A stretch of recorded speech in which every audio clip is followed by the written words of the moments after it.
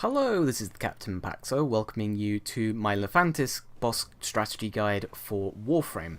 This is a boss where it's very easy to avoid its main attacks, but there's a lot of toxic damage going around, so first recommendation is bring something that'll heal you, whether it be life strike on your melee weapon, or a healing frame, or whatever, just some way to heal yourself, because there's a lot of toxic. On top of that, there's a lot of weak points that are kind of finicky to hit, depending on how good your aim is or not. So if your aim isn't as good like mine is, because I'm playing on console, use a semi-automatic weapon like the good old trusty Vacor Merlock, something that does a lot of damage, semi-automatic, has a lot of ammo, and just all around reliable. Yeah, and of course I'm bringing my life strike because Excalibur doesn't have any way to regenerate life on his own.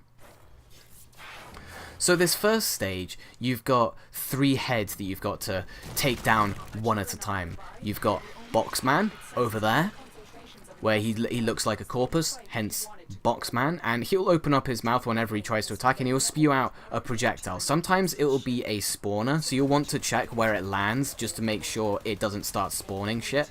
Like that, but once you take it out, it does leave a toxic cloud, so be careful of that. Sometimes it isn't a spawner, sometimes it's just a toxic cloud. The best way to avoid it is just to side strafe it, you know. It's not particularly hard to avoid it if you know what, you know it's coming at you.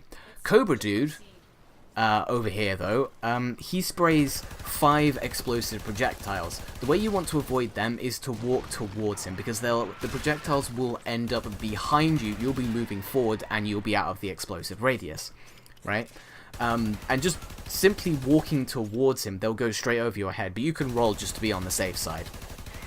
Scythe Guy here is a little bugged in the Plains of Eidolon update, and he's just sort of sitting here. In this stage, the mouth is a weak point that's permanently open. Normally you have to wait for him to open up the weak point on his chest when he does a melee attack, but for the first stage his mouth is a permanent weak point, so you can just wail on it. So thankfully the Plains of Eidolon bugged Lephantis isn't game breaking, because the Chains of Harrow Lephantis was game breaking. It wouldn't open up any of its weak points at all. So we took out Scythe Guy, he didn't really do too much, so now it's just Boxman and Cobra Dude.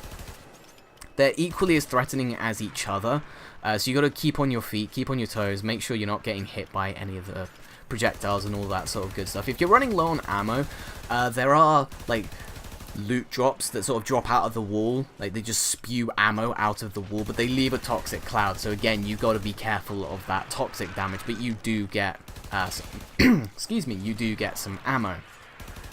But at this point it's just rinse and repeat. We just got to take out these last 2 heads. But that's only the first stage, of course. The second stage will get a little bit more interesting. But we'll talk about that when we come to it. But speaking of Lephantis being bugged, like I said, it was bugged in Chains of Harrow, which is why this video hasn't gone up as soon as it should have, because console was still on Chains of Harrow for a while, and I got distracted with other things, as I do. But the Boxman wouldn't open up its weak point, so it would just hold it closed, and yeah, nothing can happen. Now it's Scythe Guy that's doing it, but thankfully in stage 1, Scythe Guy has a permanent weak point in his mouth. As you can see, I'm using my life strike to get some health back, because I'm a little bit low, thanks to all this toxic damage. And there's more toxic damage on me, thanks. Thanks, mate. But Scythe Guy is down, Cobra Dude is down, and with this, Boxman is down. So now we get to move on to stage 2. Which is a little bit more interesting, in the sense that there's more shit to look out for. Oh yeah, whenever any of the heads die, they drop a mod, so just go over to their corpse and pick that up, because it's free mods! I mean, they're not great, but it's something. So now they'll all come up and poke their heads out and be like, hey, we're still alive, motherfucker. Pull down the floor, and we fall to stage 2.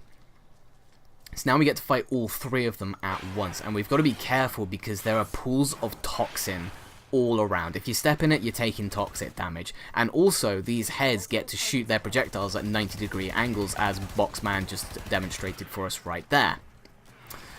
So it can be pretty dangerous. Got to keep on your feet, and like I mentioned, Scythe Guy's mouth weak point isn't a weak point anymore. You have to wait for him to do an attack and then hit him in the chest, just like the Cobra Dude and Boxman.